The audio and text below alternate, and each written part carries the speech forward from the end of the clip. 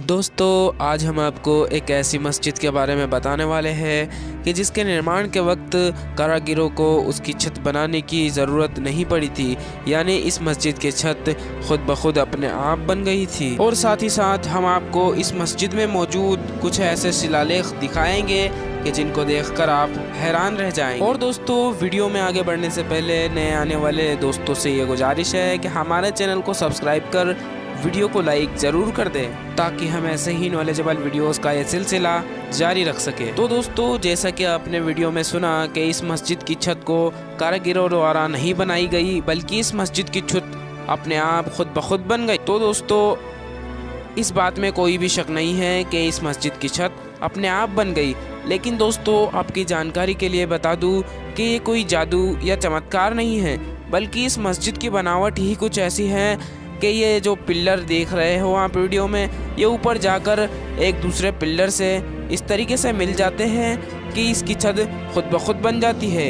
यानी ये पिल्लर नीचे से पतला होते हुए ऊपर मोटाई का आकार लेता जाता है और ऊपर जाकर पड़ोसी वाले पिल्लर से भिड़ जाता है और छत का निर्माण खुद ब खुद हो जाता है, जैसा कि आपको वीडियो में साफ नज़र आ रहा होगा। और इस मस्जिद में ऐसे टोटल 96 पिल्लर है और अन्य इमारतों की तरह इस मस्जिद में भी ये पिल्लर इस मस्जिद की आधारशिला है। दोस्तों, अब हम बात करेंगे इस मस्जिद में मौजूद एक ऐसे शिलालेख के बारे में कि जो इस मस्जिद को पूरी दुनिया में सबसे अनोखी बनाता है और सबसे अलग पहचान दिलाता है। तो दोस्तों, आप में से कुछ लोग तो संस्कृत भाषा के बारे में जानते ही होंगे।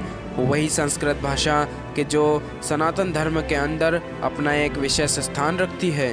और सिर्फ इतना ही नहीं, बल्कि सनातन धर्म के तो कुछ पवित्र ग्रंथ भी संस्कृत भाषा में ही लिखे हैं। और इस प्रकार सनातन धर्म में संस्कृत भाषा का बहुत महत्व है। ठीक इसी तरह कि जिस प्रकार इस्लाम धर्म में अरबी भाषा का महत्व है। लेकिन दोस्तों, इस मस्जिद में मौजूद ये शिलालेख अरबी भाषा में न होते हुए संस्कृत भाषा में लिखा गया है। और ये शिलालेख खुद इस मस्जिद के निर्माणकर्ताओं ने खुद बनवाया है।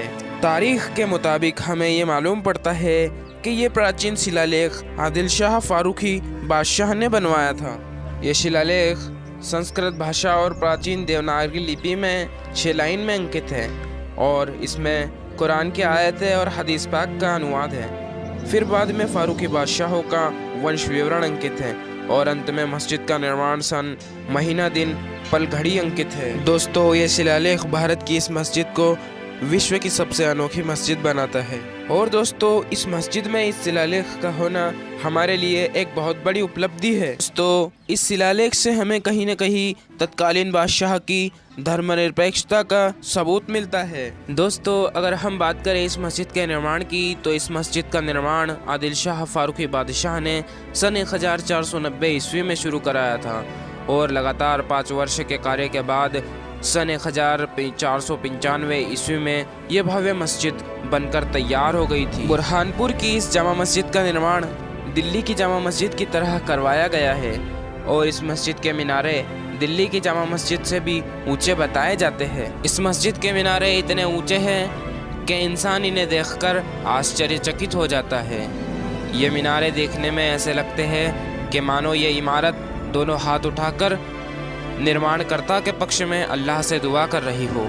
और दोस्तों, इन मीनार के ऊपर जाने के लिए मीनार के अंदर से ही चक्करदार सीढ़ियां बनाई गई हैं। इन मीनारों पर चढ़कर शहर का दृश्य अधिक आकर्षित दिखाई देता है और दूर दूर तक गांव, खेत खलियान, सूफियाने नज़र आते हैं। दोस्तों, आपको बता दें कि ये मस्जिद पूरी तरह संगे खारा नामक पत्थर से बनाई गई है, जो कि एक काले रंग का पत्थर होता है और ये पत्थर मांडवगढ़ की पहाड़ियों में पाया जाता था। ऐसा बताया जाता है कि इस मस्जिद के निर्माण के लिए बड़े ही परिश्रम से मांडवगढ़ की पहाड़ियों से इन पत्थरों को मंगवाया गया था और इन पत्थरों को मंगवाने में जो खर्च हुआ था वह उस समय के सोने के मूल्य के बराबर का था। दोस्तों, इस मस्जिद के स्तंभ के ऊपरी भाग पर बहुत ही सुंदर सूरजमुखी के फूल खुदे हुए हैं, जो कि उत्कृष्ट शिल्पकारी के नमूने। और अगर अब हम बात करेंगे इस मस्जिद की दीवार की चौड़ाई के बारे में, तो इस मस्जिद की दीवार लगभग 5 फीट चौड़ी है।